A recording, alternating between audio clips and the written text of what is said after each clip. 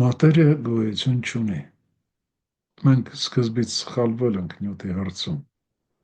Այն, ինչ մենք անվանել ենք նյութ, էներգիա է, որի թրթռումը այնքան է նվազել, որ այն դարձել է ընկալելի զգայարանների համար։ Նյութը ոգի է, որը իջել է տեսանելիության աստիճանի։ Նյութը գոյություն չունի։ Սա ասել է Ալբերտ Այնշտայնը։ Այն, ինչ մենք անվանել ենք նյութ, էներգիա է։ Դե իհարկե էներգիա է։ Ինչպես կարող է որևէ բան էներգիա չլինել։ Բայց այդ ավելի լավ կարելի է հասկանալ, եթե դիմենք աստվածային լեզվի օգնությանը։ Ինչ ասել է էներգիա։ Է գումարած ներգիա կամ է գումարած ներգա։ Իսկ ավելի ժամանակակից լեզվով է գումարած ներկա։ Էությունը ներկա է կամ էության ներկայություն։ Այո, առանց արարչական էության ներկայության հնարավոր չէ ոչինչ։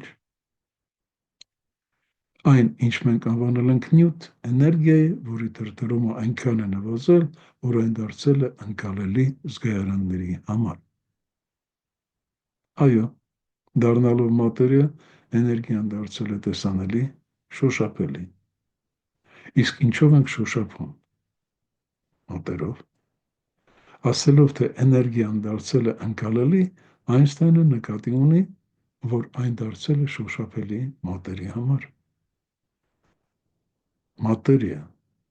նույնն է, ինչ մատերի Ա, մատերի է, այսինքն մատերի համար ընկալելի տանձրացած էներգիա։ Իսկ որն է մատերիայի նյութ դառնալու պատճառը։ Կարդացեք նյութ բառը աչից ձախ եւ ամեն ինչ հասկանալի կդառնա։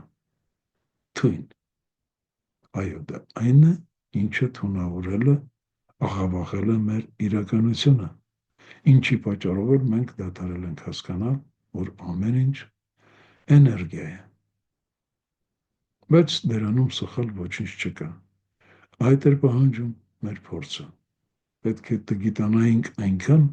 որ մութը ընկալեինք որպես նույնպիսի իրականություն, ինչպիսին լույսն է։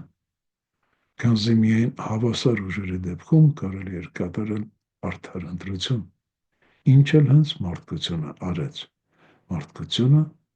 ընտրեց լույսը։